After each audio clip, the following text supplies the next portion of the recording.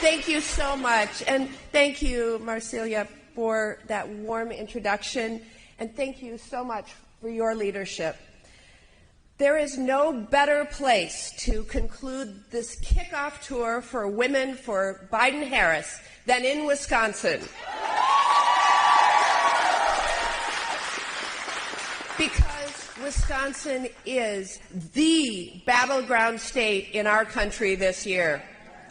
And in election after election in Wisconsin and across the country, it has been the women who decide who wins and who loses. In 2020, when President Biden won back the White House, restoring sanity and decency to our country, it was Wisconsin women who put in the work, got out the vote, and ensured that we defeated Donald Trump. Now, that may feel like yesterday, but it's 2024 already, and we all need to step up once again to defeat Donald Trump and his MAGA allies this year. Here in Wisconsin, we not only have to win at the presidential level, but my race could very well decide which party controls the United States Senate. And right now, a multimillionaire California bank owner, Eric Hovde, is running against me with the full support of Mitch McConnell and Washington, D.C. Republicans. And we have our work cut out for us if we're going to defeat him and hold on to this seat. The stakes of our fight are higher than ever, and I'm just so happy to be here with all of you today. As we stand here today, women in Wisconsin have fewer rights and freedoms than their mothers and grandmothers did decades ago. And it's no secret why that is the case. We know that there's no secret about who laid out the plan, who made the decisions, and how they stripped our rights away. When he was running for president, Donald Trump told us that he would appoint a Supreme Court and justices who would overturn Roe versus Wade and build a right-wing judiciary that would carry out the MAGA agenda. And that's exactly what he did. In the course of just a few short years, we've seen the freedom to control our bodies, the right to access contraception, and now even the ability to access IVF to build our own families, stripped away, limited, or jeopardized by right-wing forces across this country. And here in Wisconsin, as a direct result of Donald Trump, we have to fight for our right to reproductive freedom, a fight that continues to this day. So that's the bad news. The good news is why you are all here today. President Joe Biden, Vice President Kamala Harris, and Democrats up and down the ticket are running to restore and protect our most fundamental rights and freedoms. This year, we can defeat Donald Trump, Eric Hovde, and the MAGA agenda once and for all. We can and we will elect President Biden to a second term, build on our Senate majority by winning my race and races across the country, flip the House, and pass the legislation that we need to protect all of our rights, including passing my Women's Health Protection Act, which would protect reproductive freedom nationwide.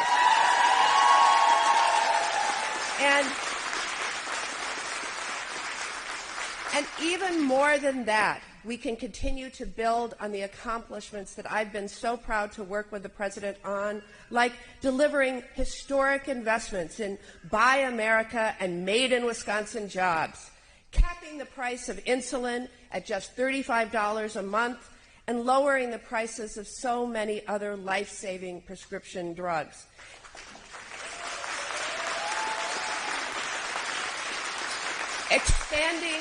Expanding health care access for our veterans, combating climate change, protecting and expanding the Affordable Care Act, and so much more. The stakes are high, but I know that does not intimidate women in the great state of Wisconsin. Because when we show up, we get to work, and we make the changes that our state and our country needs. Wisconsin women made me the first woman elected to Congress from our state, and then the first woman elected to the Senate.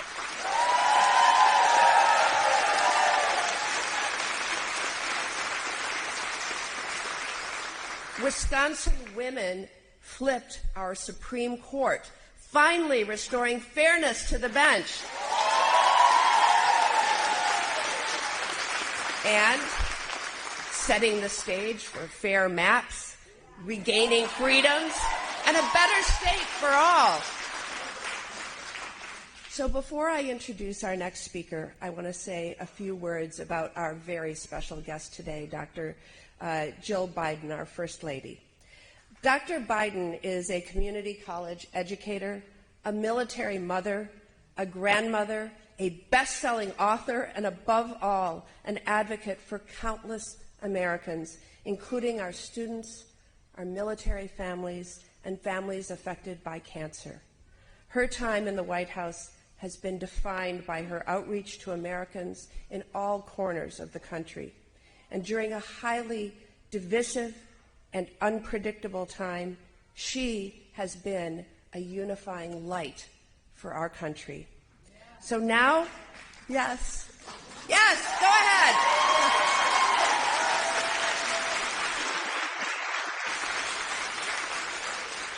So now I am going to hand over the podium to our next speaker, Crystal Judah, who will give the official introduction of Dr. Biden.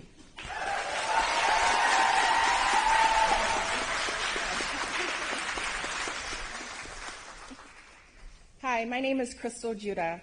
I'm a mom of 3 kids. I have a great job working at a technical college as a mental health therapist, and I also work as a community birthing doula, supporting moms who have vulnerable and high-risk pregnancies. My faith drives me to do a lot of the support work I do. If I'm in a position to help someone, I should. I see many people who need help. I just helped a couple who had a baby. The husband had to take unpaid leave, so he was only able to stay home for about 2 days after the birth. Then he had to go back to work, and she was left at home to take care of a newborn baby and their 3 other children. There are so many barriers for the women that I work with, and often it just doesn't make sense. There's only so much one person can do. You fix one thing, and then another problem comes up.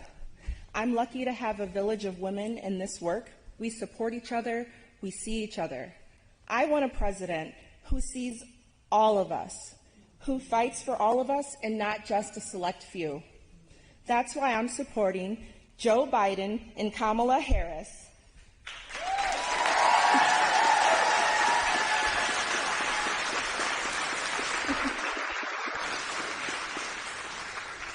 As president, Joe Biden has made a difference for moms like me and the women that I serve and care for.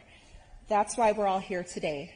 And now I'm so proud to introduce our next speaker, someone who cares about lifting people up, especially when they're struggling. So please give a warm Wisconsin welcome to our First Lady, Dr. Jill Biden.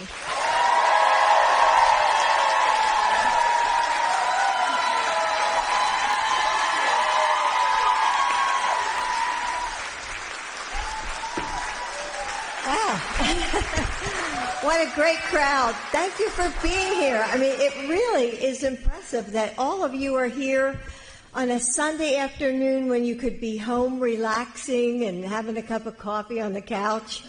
And so I know it's important to you because when I looked over and I saw this young mom with her newborn, how old is your baby? 10 days. Wow. Wow. Thank you for being here. I really appreciate it. So thank you, Crystal, for that introduction and for sharing your story. You know, it's people like you who Joe is fighting for every day in the White House. So on Election Day in 2012, most eyes were fixed on the presidential election. But 1,000 miles away from the White House, here in Wisconsin, you all made history. Yes, you elected the first openly gay person to serve in the United States Senate.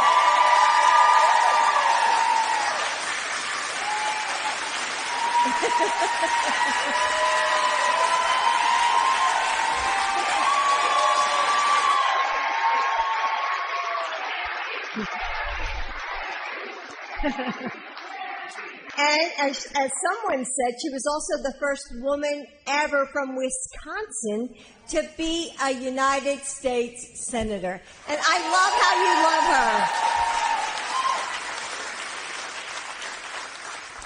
love her. You have to feel the love. I mean,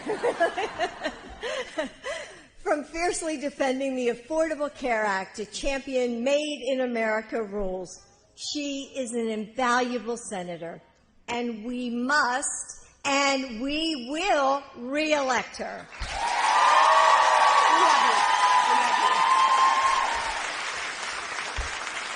And I know that we have several state and local elected officials here with us, so thank you for being here with us today and for all that you do for Wisconsin.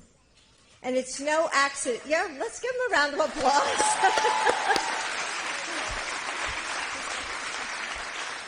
So it's no accident that Wisconsin is one of the places we've chosen to launch Women for Biden this weekend.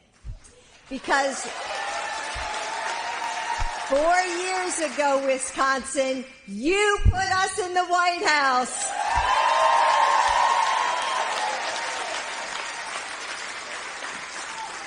Joe and I will never forget how hard you worked or how much you gave, and we are grateful. So thank you all very much for being here today. So when I was growing up in a suburb outside of Philadelphia and dreamed of what my life would become, I knew that I wanted two things: a marriage like my parents that was strong and loving and full of laughter, and I wanted a career. So I set out to find those two things, but my path was just a bit meandering. It was the 70s, some of you may remember. Oh, okay, one or two, just one or two. So if you remember, it was Vietnam, love beads, equal rights. I wore my hair down to the middle of my waist. Yeah, they're all raising their hands, yeah. And so did most of the men I dated. True. So one day I was asked out on a date, just out of the blue. And that evening, a handsome young senator showed up at my door. Well, like we said, it was the 70s. You know, bell-bottoms, clogs, tie-dye. So I opened the door, and I took one look at his perfect suit and his leather loafers. And I thought, thank God it's only one date. Well, one date eventually turned into a marriage proposal. And, oh, thank you. I know, 48 years. Thank you. So, if I'm really being honest, it was 5 proposals. Because this was not a part of my plan. And more than that, it wasn't just my heart that was on the line. As many of you probably know, years before, Joe's wife and daughter were killed in a car accident. And the boys, Bo and Hunter, had to be in the hospital for many months. And after all that they had lost, I knew that if I said yes to Joe's marriage proposal, it had to be forever. So eventually I realized that my love for Joe and the boys outweighed any fears I had, and I said yes.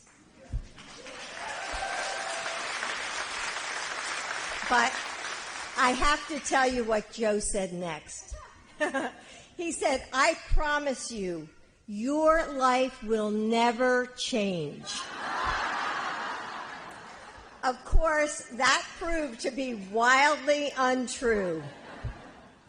Life is change for all of us. You know, we learn and we grow. We overcome heartbreaks that we never could have imagined. We find wisdom and grit and empathy. But in the last few years, we've seen a different kind of change, a rupture in the foundations of our democracy, a pullback of the hard-won progress we've made. We are the first generation, and I think someone said this, in a half a century, to give our daughters a country with fewer rights than we all had.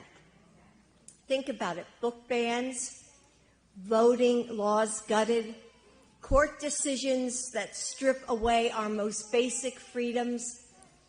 But circumstance is not destiny. 8 years ago, Republicans flipped Wisconsin by a hair, a fraction of a percentage point. And they thought they could do it again in 2020. They poured in, resources and sent in surrogates. And they thought that they could out-organize you. But you proved them wrong.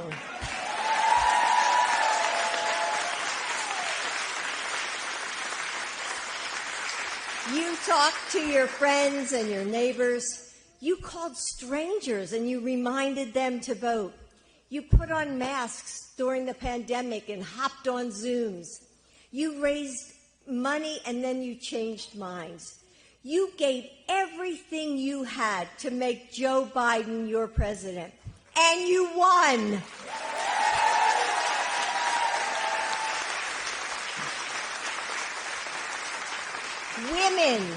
Women put Joe Biden in the White House, and women are going to do it again.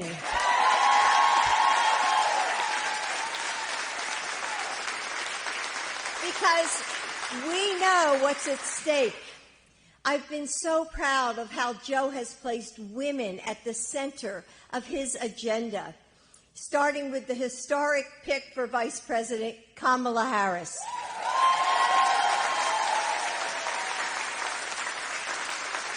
President Biden is defending reproductive rights, fighting for a national law that would restore Roe's protections. And yes, that means protecting IVF and access to contraception. And he's accomplished so much more, making child care more affordable, expanding access to maternal health services, appointing Justice Ketanji Brown Jackson, and passing historic gun laws.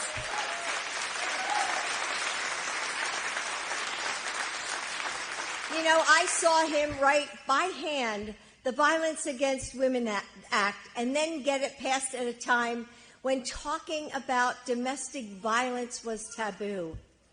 Joe has spent his entire career lifting up women. But Donald Trump, he spent a lifetime tearing us down and devaluing our existence. He mocks women's bodies. He disrespects our accomplishments and brags about assault. Now he's bragging about killing Roe v. Wade.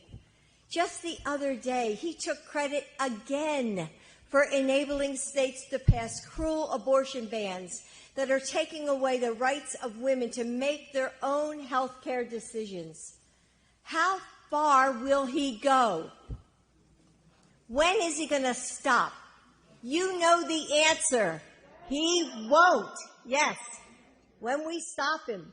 He said it himself this week in his own words. He's considering a national abortion ban. Donald Trump is dangerous to women and to our families. We simply cannot let him win. We can't wake up that day after the election like we did in 2016, terrified of the future ahead, thinking, oh my God, what just happened? What are we going to do now? Well, I'll tell you what we're going to do. We must re-elect Joe Biden and Kamala Harris.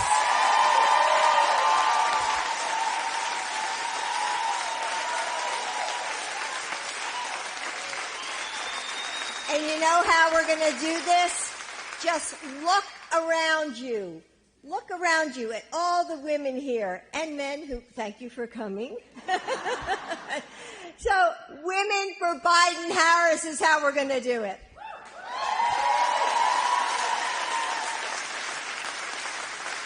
We're going to do what we did in 2020 and in 2022. We're going to talk to our friends about why this election is so important. We're going to tell them what's at stake. We're going to sign up for phone banks and canvassing shifts. We're going to meet this moment as if our rights are at risk, because they are. As if our democracy is on the line, because it is. We, all of us, all of you will decide our future. Because here's the thing about men like Donald Trump. They underestimate our power because they don't understand it, right? They see how we lead through collaboration, by empowering others. And they think, they look at it as weakness. But we know that community is our strength.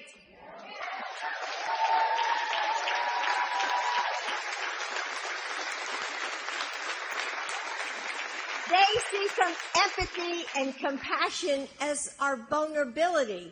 They think that our love for our children makes us soft. But we know that those are the lives that light a fire in our hearts, that make us fierce and unafraid.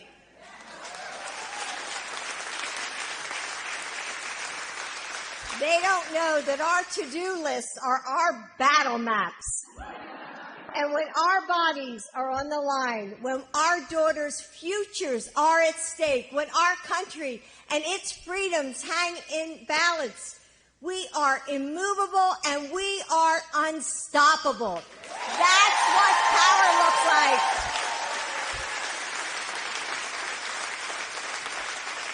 That is our power, and it's time we show them once again just what we can do by re-electing Joe Biden and Kamala Harris.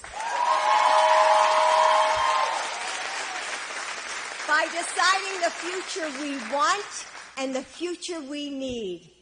And when we do, Wisconsin, nothing and no one can stand in our way. Thank you, Wisconsin. Thank you so much. Thank you.